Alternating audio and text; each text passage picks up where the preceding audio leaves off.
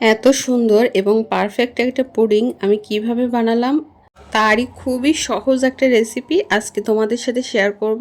একদমই সহজ, যারা আগে কখনো বানাওনি একবার দেখলে তারাও এভাবে পারফেক্ট একটা পুডিং বানিয়ে নিতে পারবা। প্রথমে আমি ক্যারামেলটা বানিয়ে নিব। এখানে আমি কিছুটা পরিমাণে চিনি দিয়ে দিয়েছি, যে যেমন মিষ্টি খেতে পছন্দ করো সেই অনুযায়ী আমি প্রায় 3 টেবিল চামচের মতো দিয়েছি। এইখানে তোমাদের সাথে একটা সিক্রেট টিপস শেয়ার করব, যেটা কেউ কখনোই করেনি আর করবেও না। এই ক্যারামেলের কালারটা সুন্দর আনার জন্য এখানে তোমরা 1 ফোঁটা রেড ফুড কালার ইউজ করবা, তাহলে এত সুন্দর একটা কালার আসবে। তারপরে যাই হোক, এখানে আমি 4টা ডিম ফাটিয়ে নিচ্ছি। আমি আজকে বড় সাইজের একটা পুডিং বানাবো, তবে তোমরা 2টা 3টা বা 4টারও বেশি যার যেমন ইচ্ছা সেই অনুযায়ী ডিম দিয়ে বড় ছোট আকারে তোমরা বানিয়ে নিতে পারবা।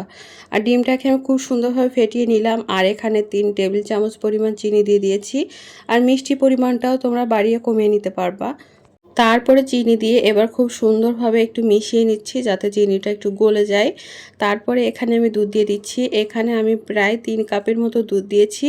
আমি আজকে লিকুইড এবং গুঁড়া দুধ দুইটাই ইউজ করব। তোমাদের বাসায় যদি শুধু লিকুইড দুধ থাকে তাহলে 1 লিটার দুধ জাল করে হাফ লিটার করে নিবা। আর যদি ভাবো তোমাদের হাতে একদমই সময় নাই, তাহলে সেক্ষেত্রে তোমরা গুঁড়ো দুধটা ইউজ করতে পারো আমার মতো। আর দেখো ক্যারামেলটা কিন্তু একদমই শক্ত হয়ে গিয়েছে।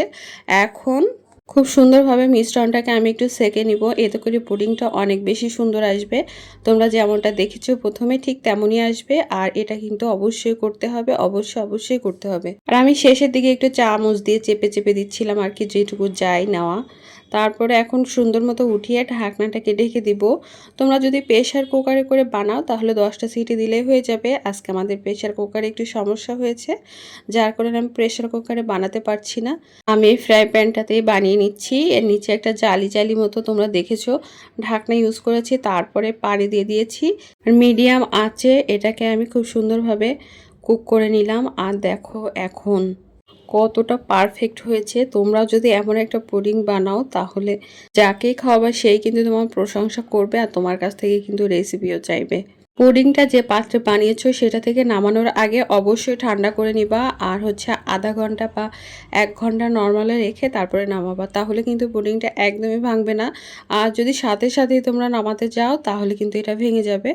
যাই হোক, এত সুন্দর পুডিংটা আমার কাটতেও ইচ্ছা করছিল না, তারপর আমি কাটছি। রাত 2টার সময় পুডিংটা আমি বানিয়েছি। আর ওই সময় তো আমি আর আমার হাজব্যান্ড 2টা স্লাইস খেয়েও নিয়েছি। ভিডিওটা তোমাদের কাছে যদি ভালো লাগে অবশ্যই লাইক কমেন্ট শেয়ার দিয়ে পাশে থাকবা। সবার জন্য অনেক অনেক ভালোবাসা দোয়া রইল। সবাই ভালো থাকবে, সুস্থ থাকবে। আল্লাহ হাফিজ, আসসালামু আলাইকুম।